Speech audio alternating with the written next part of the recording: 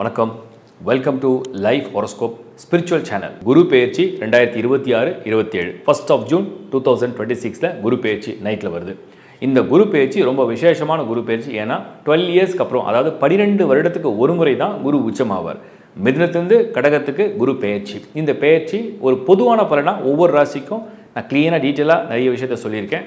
இது தனிப்பட்ட முறையில் உங்கள் ஜாதகத்தில் குரு எப்படிப்பட்ட யோக கிரகமாக இருக்குது, எந்த இடத்துல பொசிஷன் ஆகிருக்கு, ப்ளஸ் இந்த டிஸ்பிளேல நீங்கள் பார்த்தா தெரிஞ்சிருப்பீங்க. ஸோ உங்களுடைய பர்த் சார்ட்டில் அந்த குரு எப்படி இருக்காரோ அப்படிப்பட்ட தனிப்பட்ட முறை தரப்போகிறார். அந்த தனிப்பட்ட பலனை நீங்கள் பார்க்கறதுக்கு www.lifehoroscope.in இந்த வெப்சைட்டில் எங்களோட சர்வீஸை ஃபுல்லாக பாருங்கள். பர்டிகுலராக ஸ்பெசிஃபிக்காக அந்த குரு பெயர்ச்சிக்காக ஒரு பெரிய சர்வீஸை ப்ரிப்பேர் பண்ணியிருக்கோம். அது என்ன தேவையோ நீங்கள் பயன்படுத்திக்கலாம். டிஸ்பிளேல தெரிய நம்பர் மட்டும் தான் எங்களோட டீமுடைய நம்பர்ஸ்.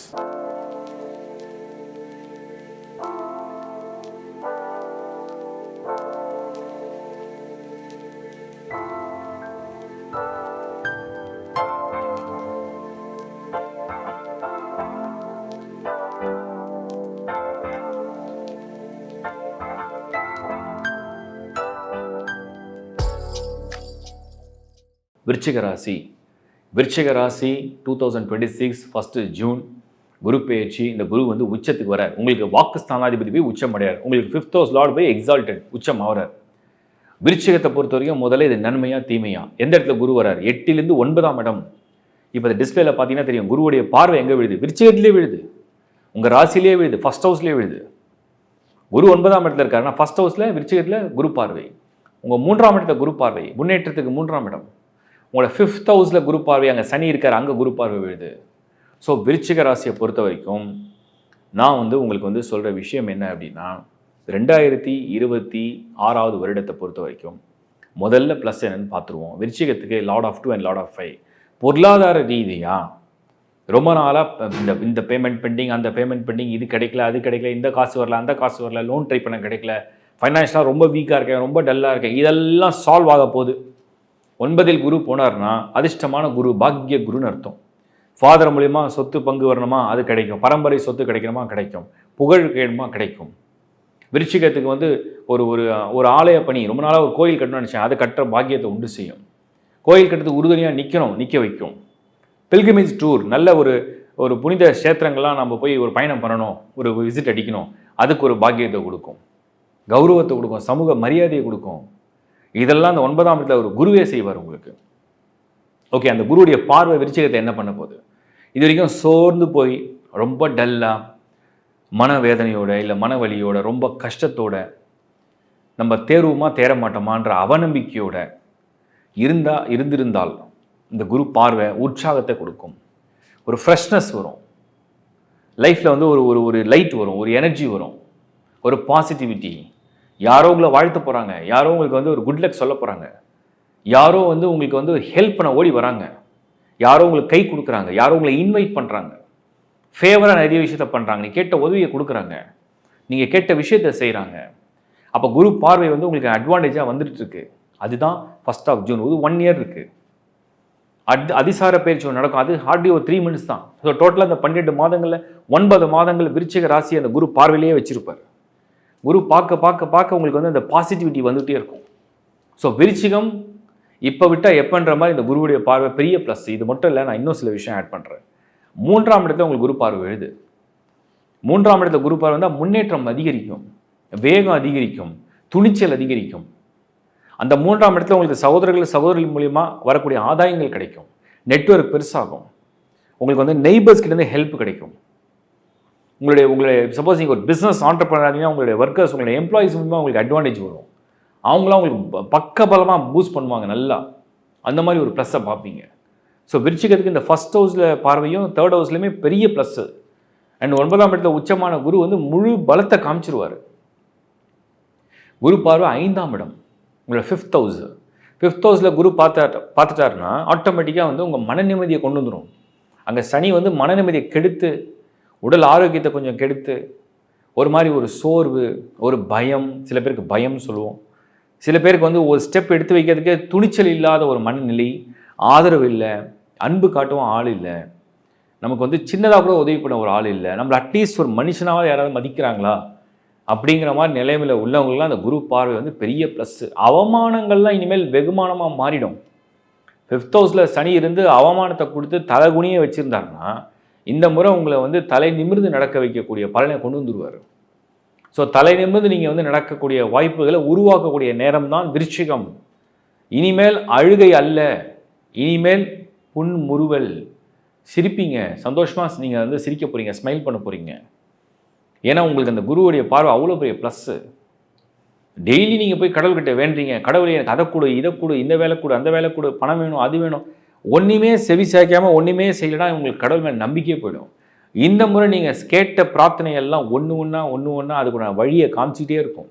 அதுதான் குரு பார்வை. குரு பார்வை என்றால் உங்களுக்கு வந்து ஒரு வழி தெரியுது, ஒரு பாதை தெரியுது, ஒரு வெளிச்சம் வந்திருக்கு, ஒரு ரூட்டை கண்டுபிடிச்சிட்டிங்க, ஒரு பயணம் வந்து சக்ஸஸ் பண்ண போகிறீங்க, ஒரு இடத்துல வெற்றி அடைய போகிறீங்க, ஒரு முன்னேற்றம் அடைய போகிறீங்க. இதுதான் அர்த்தம். ஸோ விருச்சிகத்தை பொறுத்த வரைக்கும் இன்னுமே நம்ம என்ன விஷயம் ஆட் பண்ண முடியும்னா, திருமண வாய்ப்பு, குழந்தை பாக்கியம், இந்த விஷயத்துக்கும் சுப பலனை கொடுப்பார். 9ல் குரு வந்துட்டாருன்னா பாக்கியமாக எல்லாமே நடக்கும். கேட்ட இடத்துல வரன் கிடைக்கும், எதிர்பார்க்குற வரன் திருப்தி கொடுக்கும், கௌரவமான திருமணம் நடக்கும். ஒரு குழந்தை பிறப்புக்காக காத்திருக்கீங்க, போராடுறீங்க, அதுக்கு ஒரு பலனை கொண்டு வந்துடுது. இதெல்லாம் தான் உங்களுக்கு வந்து பெரிய ப்ளஸ்ஸு. இப்படி தான் அந்த விருச்சிகத்துக்கு நன்மைகள் நாள்தோறும் நடக்கும். 2026 ஜூன் மாதத்துலேருந்து விருச்சிகத்துக்கு ஒரு நல்ல எதிர்காலம், நல்ல ஒளி, ஒரு நல்ல வாழ்க்கை அப்படின்னு நம்ம சொல்லலாம். அந்த மாதிரியான ஒரு நேரம் நெருங்கிட்டு இருக்கு. அதை சரியாக பயன்படுத்திங்க அப்படிங்கிறதான் என்னோட கருத்து. வாழ்த்துக்கள். இப்போ நீங்கள் பார்த்தது வந்து ஒரு பொதுவான பலனால கூட நான் டீட்டெயிலாக இப்போ சில எக்ஸ்ப்ளனேஷன் கொடுக்குறேன். தயவு செஞ்சு கொஞ்சம் கவனித்து பாருங்கள். குரு 1st of June 2026 2026 முதல் தேதி ஜூன் மாதம் கடகத்துக்கு வரார். மிதுனத்துலேருந்து கடகத்துக்கு வரார். கடகத்துக்கு வந்து அங்கேயே இருக்க போகிறது இல்லை. ஒரு வருஷம் குரு எப்பவுமே பயிற்சி நடந்தா இருக்கும். ஸோ 2027 ஜூன் வரைக்கும் இந்த குரு பயிற்சி இருக்குது. அப்படி 2027 வரைக்கும் இருக்கிற இந்த குரு அதே கடகத்தில் அப்படியே ஃபுல்லாக உச்சத்தில் அப்படியே இருப்பாருன்னா இருக்க மாட்டார். அதிசார பயிற்சி, அட்வான்ஸ் டிரான்சிட்னு அக்டோபரில் கொஞ்சம் நடக்க போகுது. மறுபடியும் ஜனவரியில் திரும்ப பேக் டு கடகம் வந்துடும். அப்போ அதிசார பயிற்சி சிம்மத்துக்கு போயிட்டு வரும். இந்த கால்குலேஷன்லாம் இருக்குது. அதை அதுக்கப்புறம் ஒரு வீடியோவாக கொடுத்துட்றேன். ஸோ இப்போ முக்கியமாக ஒவ்வொரு ராசிக்கும் எங்கே பார்வை பதிய போகிறார் அப்படின்னு இப்போ இந்த இமேஜை பாருங்கள்.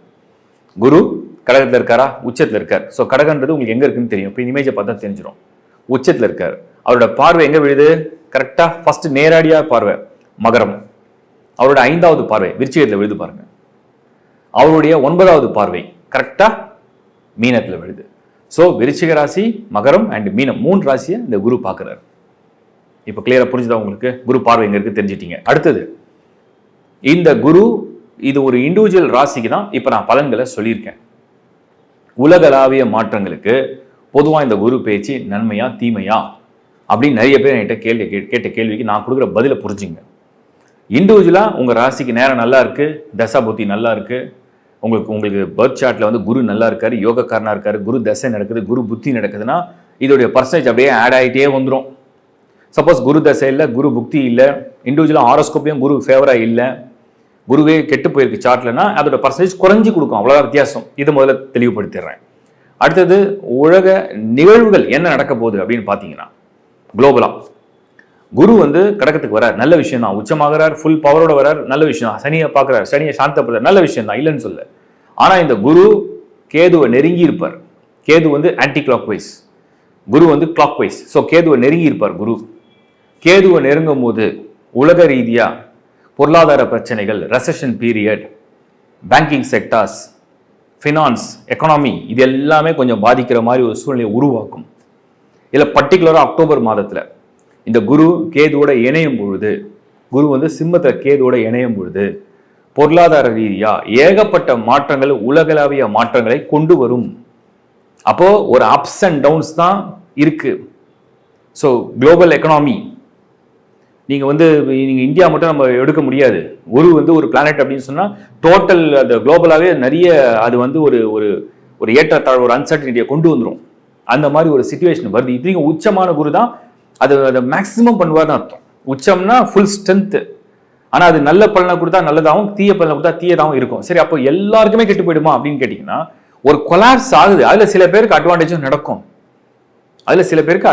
நடக்கும், அது அவங்களுடைய இண்டிவிஜுவல் அந்த கண்ட்ரியுடைய ஸ்டார்ஸை பொறுத்து இருக்கு, அந்த ரூலர்ஸை பொறுத்து இருக்கு. இப்போ நம்ம நாடை பொறுத்த வரைக்கும் இந்த குருவுடைய இந்த பெயர்ச்சி அப்படிங்கிறது ஏதாவது ஒரு பாதிப்புகளை கொடுக்குமான்னு பார்த்தா கண்டிப்பாக பாதிப்புகளை கொடுக்குற மாதிரி ஒரு சூழ்நிலையை உருவாக்குது. அதுக்கு காரணம் குருவுடைய அடுத்த வீட்டில் அந்த கேது இருக்கு, அதுவும் சிம்மம்ல இருக்கு, குரு கடகத்தில் வந்திருக்கார். அப்போ நம்ம நாட்டில் குறிப்பாக இந்தியாவில் இது வந்து சின்ன சின்ன பாதிப்புகளை கொண்டு வரப்போகுது. ஸோ நான் வந்து இதை வந்து நீங்கள் கனெக்ட் பண்ணிக்கிங்க, உங்கள் ராசியோட கனெக்ட் பண்ணிக்கிங்க.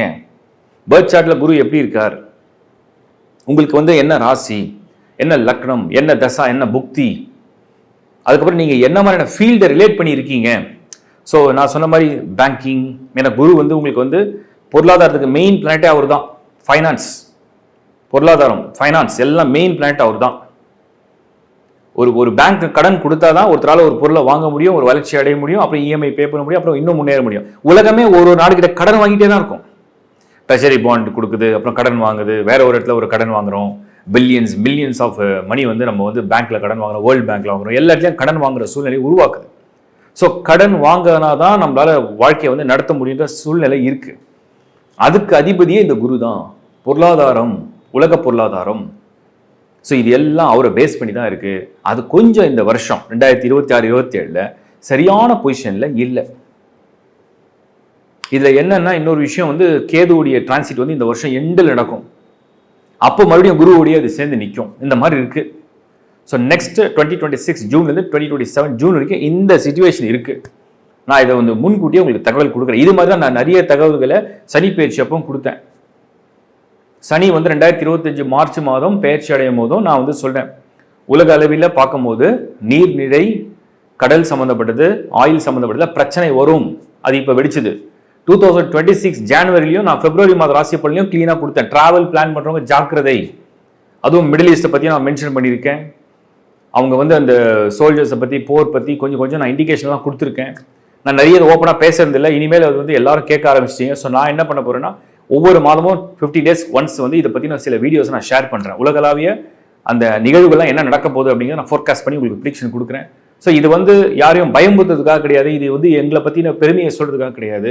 ஏதாவது வகையில் அது வந்து உங்களுக்கு வந்து ஆலோசனை வந்து உங்களுக்கு பயன்படும், நீங்கள் ஏதாவது திட்டமிட முடியும் அப்படிங்கிறதுக்காக தான் இந்த கருத்தை நான் வந்து உங்களுக்கு சொல்கிறேன்.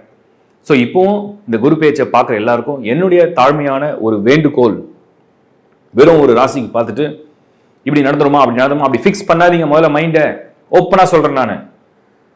உங்கள் ராசி என்ன, அதுக்கு குரு எப்படி இருக்காருன்னு செக் பண்ணுங்க. அது நல்லா இருக்கா டிக் அடிச்சிருங்க. ஏன்னா 5 ராசிகளுக்கு இந்த குரு வந்து ஃபேவரா வருவார் பொதுவாக. மிதுன ராசிக்கு வாக்குஸ்தானத்தில் குரு, வருமானம் வாக்குஸ்தானத்துக்கு குரு பலம். கன்னி ராசிக்கு லாபஸ்தானத்தில் குரு பலம். ஸோ கன்னிக்கு 11ஆம் இடத்துல குரு, வெற்றி, ஆதாயம், லாபம், வாக்குஸ்தானம், ஆதாயம், வெற்றி, லாபம் இதெல்லாம் கொடுக்கக்கூடிய இடத்துல குரு. அதுக்கு அடுத்தது வந்து பார்த்தீங்கன்னா விருச்சிகத்தில் குருவுடைய பார்வை. அந்த பார்வை ஒரு அட்வான்டேஜ் இருக்கு. ஸோ விருச்சிகத்துக்கு பார்வை வந்து ப்ளஸ்ஸாக இருக்கு. அவங்க வந்து ஒரு புத்துணர்ச்சி பெற போறாங்கன்னு அர்த்தம். மகரத்துக்கு வந்து பாசிட்டிவ் ஆக்டிவேஷன். ஆல்ரெடி சனி 7 சனி முடிஞ்சிருக்கு. ஸோ குரு நேரடியான பார்வை வந்து ஒரு பாசிட்டிவ் ஆக்டிவேஷன். மீனம் 7 சனியில சனி ஜென்மத்தில் உட்காந்து படாத பாடுபடுத்த இந்த சூழ்நிலையில குருவுடைய பார்வை அவங்களுக்கு ஒரு ஆறுதலாகவும் துணையாகவும் உதவியாகவும் அவங்களை வழி நடத்துது. இதுதான் அதோட அர்த்தம். ஸோ நீங்கள் புரிஞ்சிட்டு இருப்பீங்க.